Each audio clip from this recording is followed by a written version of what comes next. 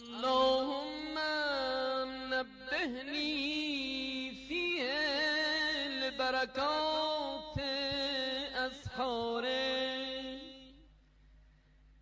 ونذر فيه قلبي بضياء أنواره وخذ بكل أعضائي إلى اتباع آثاره